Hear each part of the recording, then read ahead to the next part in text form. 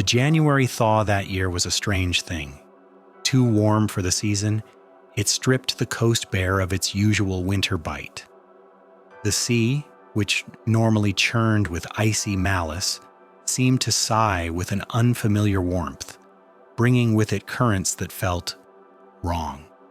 We didn't know it then, Mackenzie and I, huddled in the lantern room, the beam sweeping its familiar arc over the restless water. We just saw an easier week of supply runs, perhaps, a reprieve from the constant fight against the ice. The granite tower of Boone Island Light, our world, stood as it always had, a solid pillar against an indifferent ocean. But the ocean wasn't always indifferent, sometimes it merely waited. Boone Island Light was a hard master. 48 years had taught me that much. The rock stood 10 miles off the southern coast of Maine, a solitary sentry against the Atlantic. It was a place of granite and salt, of ceaseless wind and the roar of waves that never truly quieted. I was 48 myself then, my face weathered from years of keeping the light, hands calloused, smelling always of brine and lamp oil. My eyes, they were a steely blue, always watching, always assessing. A man didn't last long out here without an eye for detail, without a respect for routine. Routine was the anchor, the steady hand against the ocean's madness. Thomas Mackenzie, he was my assistant. 23 years old, tall and a bit gangly, with a mop of unruly brown hair that always seemed to escape his cap. He had earnest, wide-set eyes, full of a youthful optimism that the island hadn't yet managed to scour away. He idolized me, I think. Or at least, he had a deep respect for the light and for those who kept it. He was eager, always eager, and he filled the vast silences of the island with nervous chatter, mostly about his sweetheart Eliza back on the mainland. He carried her photograph, worn at the edges, and spoke of their future as if it were a shore he could see just beyond the next wave. He was a good lad, for all his youthful bluster. Our days were a rhythm, a predictable drumbeat against the unpredictable sea. Up before dawn, checking the lamp, polishing the lenses, winding the clockwork that turned the great mechanism, then the logbook. Entries made with a steady hand, noting wind direction, sea state, vessels sighted, oil consumption. Breakfast, a simple meal of salt pork and hardtack, eaten in a silence broken only by the shriek of gulls or the moan of the foghorn. Then maintenance, chipping ice from the gallery rails, checking the stores in the keeper's dwelling at the base of the tower, patching leaks, mending lines. The light was a hungry beast demanding constant attention, constant feeding of oil, constant vigilance, and Mackenzie, he took to it, learned fast. He had the strength and he had the will. This January, though, this January was different. The cold was still there, a constant companion that seeped into the bones. But the air, sometimes it carried a softness, a dampness that was not of the normal winter fog. The usual sharp, biting wind would ease, replaced by a strange stillness, a sort of quiet that makes the hairs on your neck prickle, as if the world was holding its breath. The sea currents, too, they churned differently. I'd seen a lot of currents in my time, watched them carve patterns in the water, push and pull the debris of the ocean. These new currents, they brought things in, things I didn't immediately recognize. One morning after a spell of particularly calm, warm weather, warm being a relative term, mind you, but warm for January, we found a strange sort of detritus washed up at the base of the tower, not seaweed, not driftwood. It was a slick, dark green substance, like thick mottled rubber torn into strips. It smelled. God, it smelled. Not like dead fish, not like kelp, but something deeper, something brackish and foul, like stagnant tidal pools and ancient mud. I poked it with my boot. It was spongy, resistant. "What do you make of this, Mr. Bradford?" Mackenzie asked, his nose wrinkled. He was holding his breath, I could tell. "Deep sea kelp, perhaps," I said, trying to sound certain, though I wasn't. "Or some sort of unusual drift from the south. The currents have been running strange." Mackenzie nodded, but his eyes, they kept returning to the dark strips, a flicker of unease in them. "Never seen the like," he mumbled, though he wasn't talking to me anymore, more to himself. That wasn't the only thing. The gulls, usually raucous and bold, seemed to keep their distance. They circled higher, their cries more mournful, less aggressive. And the seals. We usually had a small colony that would haul out on the outer rocks, barking and sunning themselves. They were gone, not a single one. They found warmer waters, I suppose, Mackenzie offered one blustery afternoon as we scanned the empty rocks. "This thaw, it's got them confused." "Perhaps," I said. "But seals don't usually abandon their territories for a temporary shift in temperature." Something felt off. Then there was the chill. Sometimes, even with the unusual warmth in the air, a specific profound cold would settle in certain places. In the lower gallery, for instance, or in the storage room beneath the lantern deck. A damp, pervasive chill that wasn't just the granite doing its work. It was a deeper cold, one that seemed to radiate from the very stone, clinging to the air like a shroud. I'd run my hand over the granite, expecting to find frost, but it was just damp. Cold and damp, and somehow wrong. I remember a particular dawn, perhaps a week into that strange January thaw. I was making my rounds, checking the integrity of the lower part of the tower, looking for any new cracks or signs of wear from the constant assault of the waves. The light from the lantern room above had just been extinguished for the day, the sun a pale smear on the eastern horizon, painting the sea in muted grays and purples. The tide was out, revealing more of the craggy, barnacle-encrusted rocks that formed the island's base. I was scanning the water looking for any hazards when I saw it. Far below, where the waves still broke against the furthest reach of the exposed rock, a dark shape. It was large, far larger than any seal I had ever seen, even a bull. It was clinging to the slick, wet stone, barely visible in the dim, pre-dawn light. It seemed to shimmer, its skin a mottled, shifting gray-green, blending almost perfectly with the wet rock and the dark seaweed. For a moment, I thought it was a section of dislodged rock or a tangle of some enormous unknown growth. But then as a wave washed over it, I saw it shift, a hulking, barrel-like mass, and then a movement. A thick, almost serpentine tail, or perhaps a lower body that pulled it tighter against the stone. I blinked hard. The light was poor, the distance great. My eyes, they weren't what they used to be, not quite. It was probably just an optical illusion, I told myself. The way the light hit the wet rock, the way the spray distorted the view. It had to be. A very large seal, certainly. A rare, exceptionally big one. That was it. I watched for another minute, but the shape remained motionless, a part of the rock. Eventually, I dismissed it. My mind even then was a disciplined instrument, always seeking the rational, the explainable. What else could it be? Mackenzie, he started hearing things too, or at least he reported them. He'd come down from his night watch, bleary-eyed, rubbing the back of his neck. "Mr. Bradford," he'd say, his voice a little strained. "Did you hear anything last night? Towards the base, like?" "Nothing but the wind and the waves, Thomas," I'd reply, stirring my coffee. "What did you hear?" "Just sounds, like something moving in the water close to the tower, thumps, and a kind of low moan almost. Not like the foghorn, more organic." He'd shiver then, even by the warmth of the stove. "The sea plays tricks, Thomas," I'd say flatly, "especially when you're tired. Driftwood hitting the base, perhaps, or the wind howling through a crevice." He'd nod, trying to believe me, trying to believe himself. "Yes, sir, that must be it. Just the wind." But his eyes, they would flicker towards the heavy steel door, then out towards the vast, indifferent ocean. He talked about Eliza more in those days, too. Spoke of leaving the light, of buying a small plot of land inland, away from the sea, away from the silence, the isolation, away from the things that made sounds in the dark. I listened, and I offered what little comfort I could. A man needs something to hold on to out there, a dream, a hope. The normalcy, it was still there, like a thin skin over something fragile.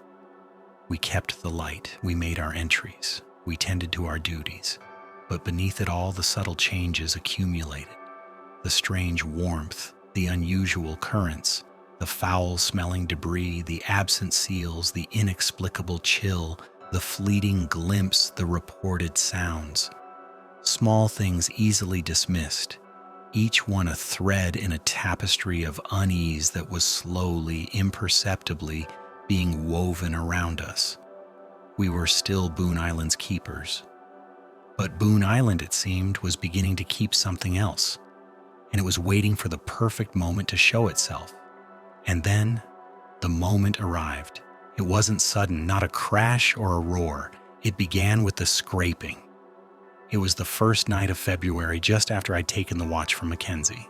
The wind had picked up, a low moan around the lantern room, and the waves were beginning to build, slapping against the granite base with a dull, rhythmic thud. I was checking the oil levels, making sure the wicks were trimmed when I heard it. A sound that cut through the familiar symphony of the storm, thin and sharp like a knife on stone, but deep too, with a resonance that vibrated up through the tower's core and into the soles of my boots. I stopped, my hand hovering over the oil reservoir. I had heard gulls, wind-blown debris, the grind of ice. This was none of those. This was a distinct sh-sh-sh, a deliberate dragging motion, followed by a wet, slapping sound, as if something heavy and slick was pressing itself against the cold rock. It began low, near the base, and then silence. A profound, unnatural silence that felt heavier than the noise it had interrupted. Mackenzie, who had just settled into his bunk down below, must have heard it too. A few minutes later, his head appeared at the top of the winding staircase, his hair a mess, eyes wide in the lamp's glow. "Mr. Bradford?" he whispered, his voice hoarse. Did you hear that?" I looked at him, trying to keep my face neutral. "Hear what, Thomas?" I asked, though I knew exactly what he meant. I wanted to see if his ears had played the same trick on him as mine. That scraping and that awful wet sound, like a great beast trying to climb the tower. His voice cracked on the last word and he visibly shivered, despite the relative warmth of the lantern room. "The sea plays tricks, Thomas," I said, repeating my earlier words, trying to convince myself as much as him. "The wind can funnel sounds, or perhaps a large piece of driftwood was tossed against the base." He nodded, but his eyes, they kept darting to the thick glass of the lantern room, then to the dark expanse beyond. "It sounded deliberate, sir, not like driftwood, and it felt like it was right outside." I dismissed him, told him to get back to his bunk. "You're tired, Thomas. Get some sleep." He retreated, but I could feel his unease hanging in the air like a shroud. I stood there for a long time, listening, my hand on the cold granite sill, feeling for any vibration. Nothing. But the silence afterwards, it was worse than the sound.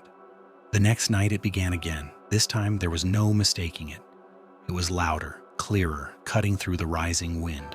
That distinct sh-sh-sh, accompanied by the wet, suctioning sound of something large and heavy adhering to the stone. And this time it was higher. I could hear it through the thick granite walls, a vibration that hummed in the very bones of the tower. I woke Mackenzie. He came up, his face pale, his breath catching in his throat. We both stood there frozen, listening to the impossible. The sound rose slowly, steadily, each scrape higher than the last.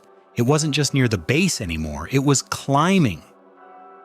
"What is it, Mr. Bradford?" Mackenzie finally managed, his voice a terrified whisper. He was tracing patterns on the condensation-fogged glass with his finger, a nervous habit. "Seals don't make that sound, not like that, and it's moving up." I gripped the railing, my knuckles white. My disciplined mind, trained to find the rational, was failing. There was no rational explanation for this. "We'll inspect the exterior at dawn," I said, my voice flat, trying to project a calm I didn't feel. "We'll see what's causing it." Dawn came. a gray, bruised light that did little to dispel the dread. The wind had died down, leaving an eerie stillness, the sea a sullen, churning slate.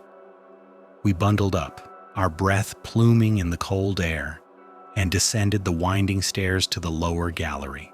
This was the first exterior platform just above the main entrance, usually a place where we'd check the integrity of the ironwork, clear away any debris. As soon as we stepped out, the smell hit us. It was that same foul, brackish odor, like stagnant tidal pools and ancient mud, but stronger now, cloying and sickening. It clung to the air, thick and pervasive. God, Mackenzie choked, clutching his throat. What is that? I ignored him, my eyes already drawn to the granite. There, just above the gallery railing, unmistakable were the marks. 3 distinct gouges, each one as long as my hand and sunk a good inch into the rough stone. They weren't smooth, like something scraped by ice or a piece of metal. They were uneven, ragged, as if made by enormous blunt claws, and around them, smeared into the crevices of the granite, was a slick dark green residue. The same mottled, rubbery substance we'd found on the rocks, but fresh, glistening wetly. I reached out despite myself and touched it with my gloved fingertip. It was cold, slimy, and left a foul-smelling film on the leather. Seals don't climb granite, Thomas, I said, my voice flat, barely a whisper. And they don't leave this. I showed him the slick residue. Mackenzie swallowed hard, his eyes wide, flicking from the gouges to my hand, then to the dark expanse of the ocean. His youthful optimism, which usually shone so brightly, had curdled into stark terror. He looked at me then, his young face desperate for reassurance, but there was none to give. Perhaps it's a new kind, sir, he stammered, clinging to the last vestiges of a rational thought. A deep-sea variety. Never seen the like. It must be looking for something. Trapped. I said nothing. My mind was racing, trying to categorize this to fit it into any known framework, but there was none. These marks, this smell, this sound, it was alien. We walked the entire circumference of the gallery. More marks. Higher up, too, where the stone curved smoothly towards the next gallery. They were spaced unnaturally, in a pattern that suggested a powerful, deliberate grasp, not a random scrape. This thing, whatever it was, knew how to climb, and it was big. Back inside in the small, cramped living quarters, the silence was heavy with unspoken fear. Mackenzie kept looking at the steel door, then at the thick glass of the windows, as if expecting to see something press against them. You think the Frolic will come through the storm, he asked, not about the approaching weather, but about the supply boat, about leaving. It was the only way he could speak his fear. She's due in a few days, I replied, forcing a calm I didn't feel, weather permitting. But the thought of the Frolic seemed a distant, impossible hope against the looming dread. That day I spent hours inspecting every bolt, every hinge, every lock. I checked the heavy steel door to the lower gallery, tested its formidable weight. I went over the lantern room windows, their thick glass designed to withstand the fiercest gales. It was a futile gesture, I knew. If something could claw its way up solid granite, these measures would offer little true protection. But it was something to do, a way to channel the cold dread, to maintain a semblance of control. Mackenzie, he took to pacing. He'd clean the lamp lenses, then clean them again. He'd make entries in the logbook, then erase them, rewriting in a hand that grew shakier with each passing hour. He started talking about Eliza again, but this time it wasn't with a hopeful lilt. It was a desperate plea, a lifeline he was clinging to. She's expecting me, Mr. Bradford, by spring. We're to be married. His voice was thin, reedy. I listened, and I nodded. What else was there to do? The nights that followed were a torment. The scraping began earlier now, sometimes even before true dusk had settled, starting lower down, then rising with a horrifying persistence. It was a metronome of dread, each shh, a punch to the gut, each wet slap of its body against the granite a confirmation that it was there, outside, growing closer. We heard it through the floors, through the walls, a deep resonance that vibrated up from the very foundation of the tower, into our bunks, into our dreams. I tried to tell myself it was the wind, the sea, a trick of the mind. But the evidence on the stone, the smell that now seemed to permeate the air even inside the tower, the sheer undeniable sound itself, it shattered every attempt at rationalization. The sound wasn't just random, it was rhythmic, purposeful. It was climbing, always climbing. Mackenzie barely slept. He'd sit wrapped in a blanket by the stove, eyes fixed on the heavy steel door that led to the winding staircase, his ears straining. He'd flinch at every creak of the old tower, every gust of wind. His face grew thin, his eyes sunken. His optimism, once a bright flame, had been snuffed out, replaced by a raw, unvarnished fear. I, too, found sleep an elusive comfort. My dreams were filled with the sound of claws on stone, with that foul, brackish smell. I'd wake in a cold sweat, my heart hammering, convinced I could hear it just outside the lantern room. I maintained my watch, kept the lamp burning, but my focus was strained, my attention constantly drawn to the sounds from the depths of the tower. The creature was not fully seen, only its work, the gouges on the granite growing higher each night.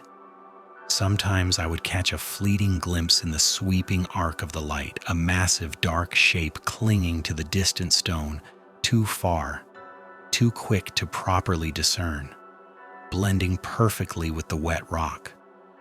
But the shape was there, then gone, leaving only the chilling certainty of its presence. We were no longer simply isolated, we were being watched, and something with terrifying patience and undeniable intelligence was trying to get in. The granite tower of Boone Island Light, our world, our sanctuary, had become a target, and we, its keepers, were trapped within its walls, listening to the relentless ascent of a nightmare. The relentless ascent continued. Every night the sound was closer, higher. It was no longer just a distant scrape.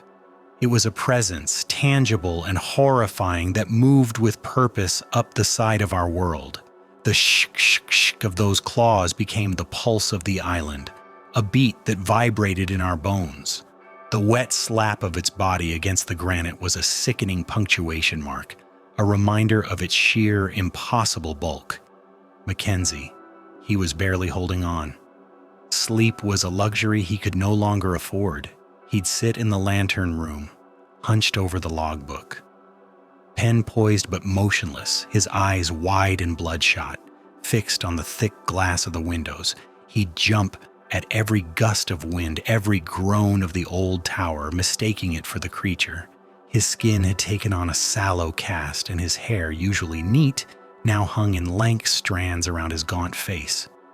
"It's learning, Mr. Bradford," he'd whisper, his voice hoarse from disuse. "It knows we're in here. It's watching us." I'd nod, offering no false comfort. What was there to say? What? The evidence was there, undeniable. The gouges on the granite were now reaching the level of the second gallery, some 30 feet below the lamp room. They were deeper now, too, as if the creature was putting more force into each upward thrust, its impatience growing. The foul, brackish smell was a constant companion, seeping through the cracks, clinging to our clothes, the very air we breathed. Then came the whispers. It was Mackenzie who heard them first. He was on watch, sometime after midnight. The scratching had been particularly frantic that night, circling the tower, a horrifying dance of claws and stone. I was trying to sleep in my bunk below, but it was a futile exercise. I heard him scrambling, a cry half caught in his throat. I was up the winding stairs in seconds, lamp in hand. He was pressed against the lantern room glass, his ear flattened to the cold surface, his body trembling violently, his breath plumed white in the frigid air. "Thomas?" "What is it?" I asked, my voice low. He didn't turn. He just held up a shaking hand, silencing me. His eyes were wide with a terror I had not yet seen, a deeper, more profound dread than before. He listened, straining. Then he pulled back, his face pale, slick with sweat despite the cold. "It spoke!" he rasped, his eyes fixed on some point beyond the glass into the swirling darkness. It spoke, Mr. Bradford." I scoffed, a dry, humorless sound. "Nonsense, Thomas. It's the wind, the sea, your nerves playing tricks." "No," he insisted, turning to me, his voice a frantic whisper. "Not the wind, not the sea. It was words, garbled, wet, like stones grinding in a throat, but words. I swear it, sir. It was trying to speak." He looked utterly broken, his youthful spirit flayed bare. He was shaking from head to foot. I put my hand on his shoulder. His skin was clammy cold. "What did it say?" I asked, despite myself, a chill creeping up my spine that had nothing to do with the night air. He swallowed hard, his throat working. I couldn't make it out. Just sounds, like someone trying to remember a language they'd forgotten.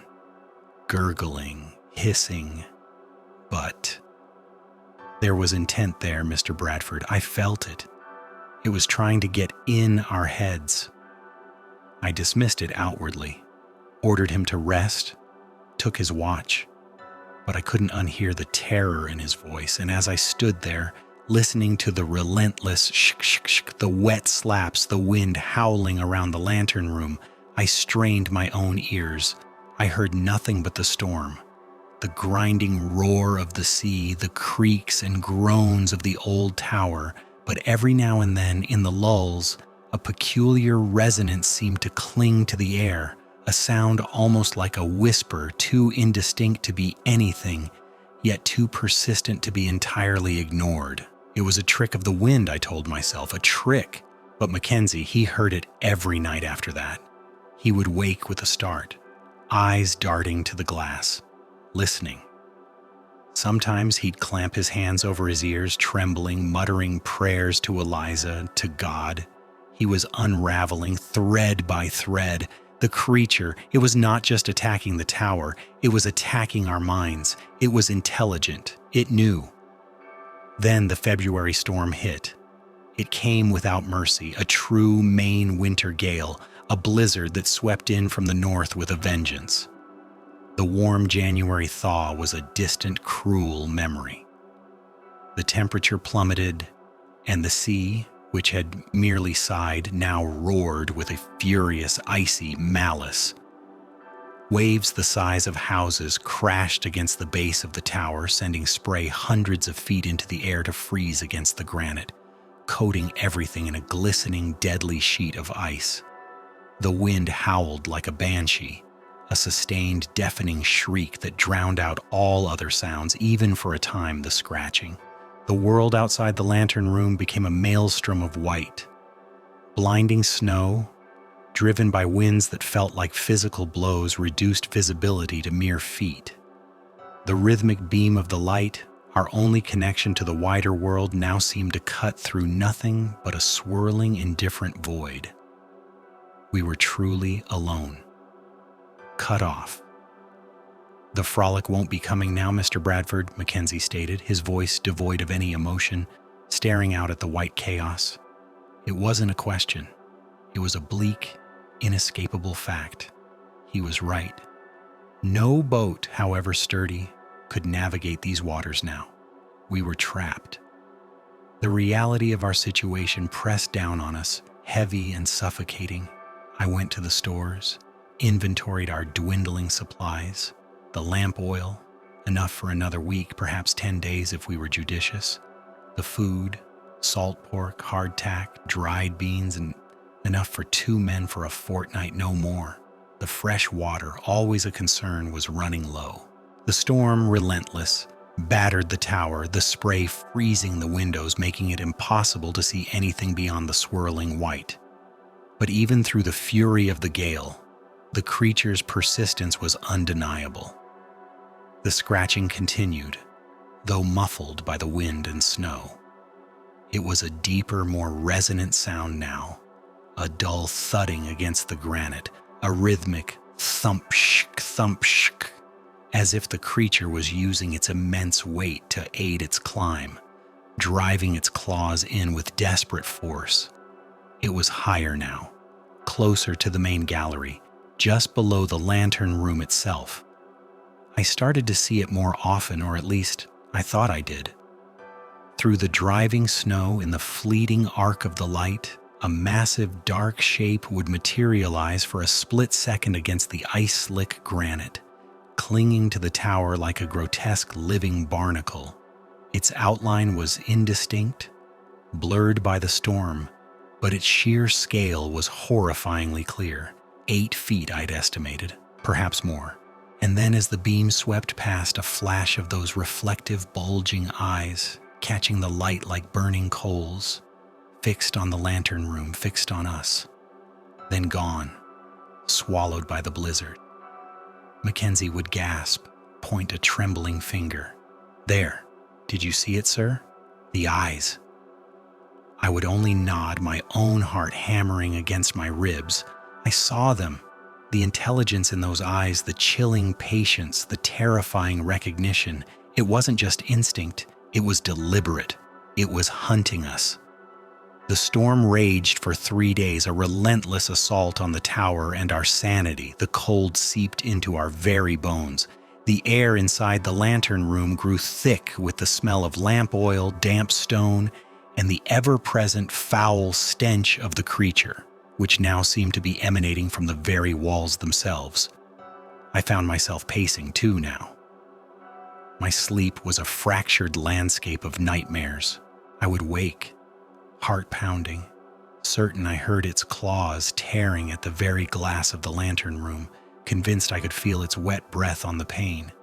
My focus on the light, my sacred duty, was strained to its breaking point. Every flicker, every slight dip in the flame filled me with a primal fear that the creature was affecting the very mechanism, that it was somehow reaching into the heart of the lamp itself. Mackenzie was a ghost. He barely ate, barely spoke, save for the whispered pleas and the terrified reports of the words he heard outside. He would sit, huddled by the stove, clutching a heavy blanket, his eyes hollow, staring at nothing. The light had gone out of him, replaced by a profound, vacant dread. He was breaking, and I felt the cracks forming in myself. The creature's movements became more daring, more brazen.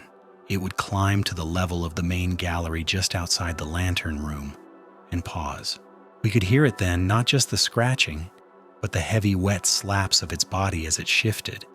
The guttural sounds it made, like something deep in the ocean, a terrible hunger. It was waiting. It was learning our patterns.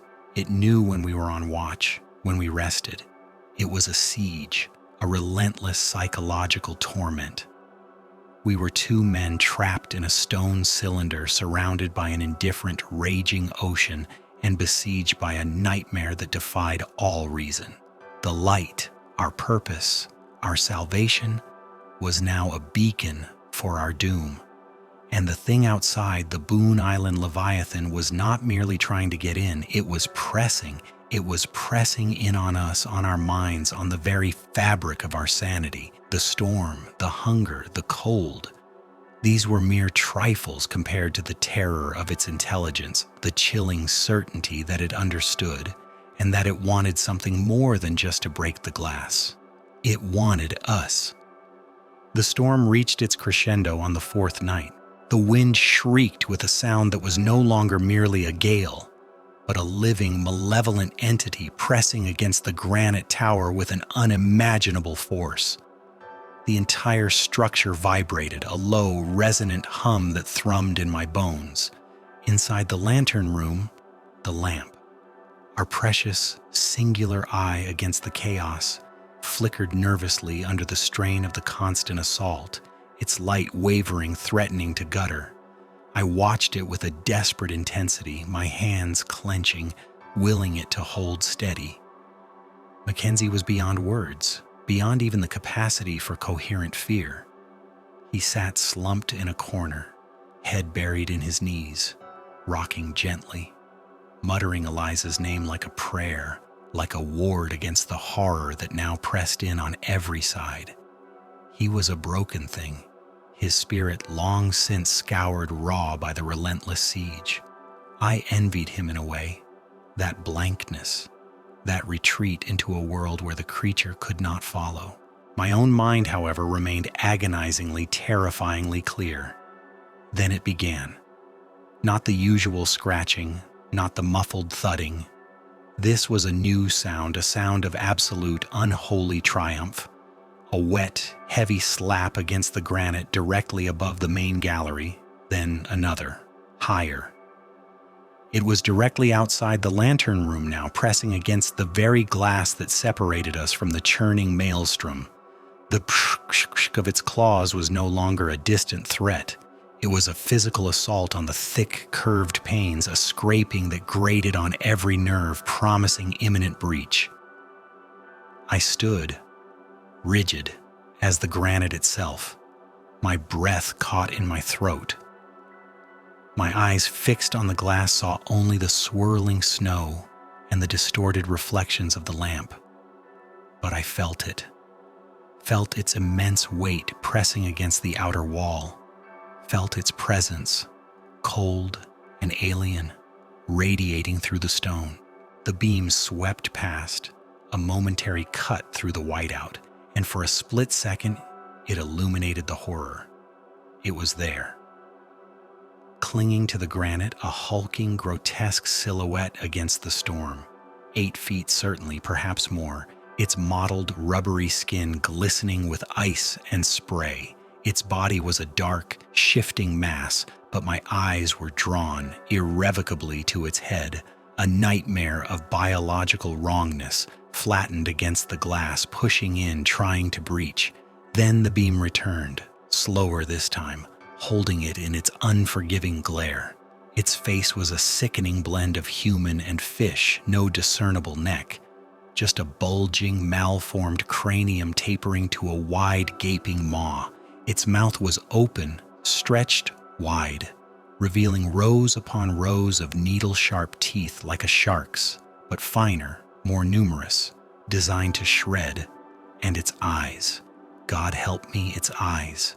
They were large, cat-like, reflecting the lighthouse beam with an unsettling, intelligent intensity, like burning coals in the storm. But it was not just hunger I saw there, not just rage. There was a profound, terrifying recognition, an ancient, knowing stare that seemed to pierce through the thick glass, through my very soul. It knew me. It knew what I was. And in its depths, I saw a flicker, a chilling suggestion of what it once was, or perhaps what it truly was meant to be. It was not merely an animal. It was something that understood, something that waited. Its massive webbed hands, grotesquely elongated, were pressed flat against the glass, distorting and smearing the view. The thick, yellowed claws, like those of an enormous predatory bird, scraped and gouged at the pane, leaving faint, chilling trails. The sound was deafening, a desperate, frantic tearing, as if it sought to peel back the very skin of the tower. I could feel the vibrations through the floor, through my boots, up through my legs. The glass, I thought, it would shatter. It must shatter. Mackenzie let out a guttural sob from the corner, a sound more animal than human. He had seen it too, if only through the corner of his eye. That brief, horrifying tableau. He covered his face with his hands, whimpering, lost to the terror. My own hands, calloused and strong, trembled. My mind, however, was suddenly, utterly clear. This was it. The culmination of the siege. It wanted the light. It wanted us. And I was the only thing standing between it and the destruction of everything I had ever known, everything I had sworn to protect. I reached for the great brass levers that controlled the lamp. My duty, my anchor, had always been the light. Now the light would be my weapon. With a surge of desperate strength, I manipulated the mechanism, focusing the immense power of the beam. I cranked it, twisting the lenses, intensifying the light, concentrating its piercing brilliance into a single blinding spear. The creature recoiled. Not much, but a slight flinch, a momentary drawing back of its head from the glass as the concentrated light struck its bulging eyes. It hissed then, a sound like steam escaping a ruptured boiler, a raw, primal noise that momentarily cut through the howl of the storm. Its clawed hands scraped harder, faster, a frantic, enraged assault. It was trying to smash its way in. It was trying to break the glass. I held the beam, unwavering, focused directly into those malevolent eyes. The light, hot and fierce, poured over its grotesque face, illuminating every detail of its mottled skin, the viscous slime clinging to its scales, the sheer, horrifying wrongness of its form. It roared again, a sound of frustrated fury, and for a moment I thought it would simply tear through the glass, through the very tower, to reach us. But then, as abruptly as it had appeared, it began to retreat. A final, furious scrape of claws against the glass, a wet, heavy thud as it shifted its immense weight. And then it was gone, swallowed by the swirling white of the blizzard. The beam swept past, and there was nothing but the storm. I stood there, gasping, my heart hammering against my ribs, the taste of brine and lamp oil thick in my throat. My hands still gripped the cold brass levers, my knuckles white. The light, our salvation, our doom, continued its rhythmic sweep, cutting through the maelstrom, defiant. Mackenzie was still huddled in the corner, whimpering, but the frantic scratching had stopped. The silence after the crescendo of terror was almost as terrifying as the assault itself. The storm raged on, but the pressure, the presence, was gone. 3 days later, the storm finally broke. The wind died down to a mournful sigh, and the clouds began to shred, revealing a pale, weak sun. The sea, though still tumultuous, had lost its murderous fury, and through the still churning waters a familiar shape appeared on the horizon. The Frolic, our supply boat, a true and welcome sight. They found us in the lantern room, huddled together by the cold stove. Mackenzie was catatonic, his eyes wide and unseeing, his lips moving soundlessly. I was little better, my body stiff with cold and fear, my mind a blank, shattered slate. My hands, once strong and capable, shook uncontrollably. The crew of the Frolic, hardened men of the sea, took one look at our faces and knew. They said nothing, simply wrapped us in blankets and led us down the winding stairs out of the tower and onto the boat. As the Frolic pulled away from Boone Island, I looked back at the light. The granite tower stood as it always had, a sentinel against the waves, but it was scarred now, deeply and irrevocably. From the base, almost to the lantern room, the granite was scored with countless claw marks, long, deep gouges that marred its smooth gray surface. They looked like the tracks of some colossal, desperate beast trying to tear its way to the heavens. And embedded in the stone, like grotesque jewels, were fragments of translucent yellowish nails and scraps of dark, mottled skin, rubbery to the touch, still exuding that foul, brackish smell. The crew saw it too. They exchanged grim glances, their faces pale. The official reports, when they were finally written, spoke of a severe gale, of ice damage, of structural fatigue.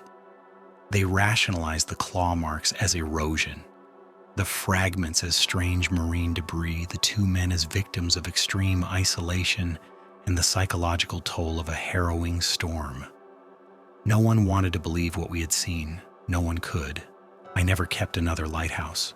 The very thought of a tower, of the isolation, of the rhythmic sweep of the light filled me with a cold, unreasoning terror.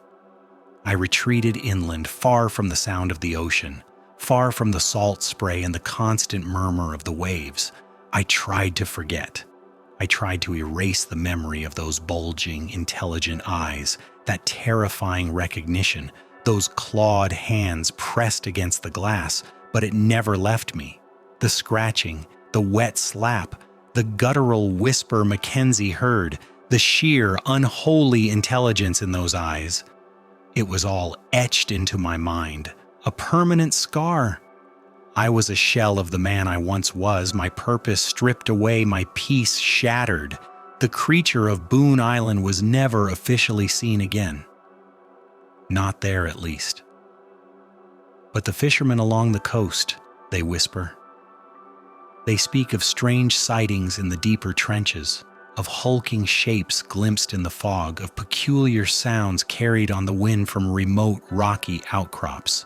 And sometimes they speak of lights deep in the darkest parts of the ocean, lights that seem to answer the distant call of a sweeping beam. The ocean, they say, is ancient. It holds secrets older than man, older than land. And sometimes in its dark, cold depths, something waits, something that remembers, something that perhaps merely retreated, biding its time. And I, William Bradford, the keeper who saw, the man who knew, I can only attest to the terrible truth. The light, our beacon of hope, can also be a lure. And some things, once roused, never truly sleep again. They merely wait for the next thaw, the next storm, the next unsuspecting light to draw them from the deep.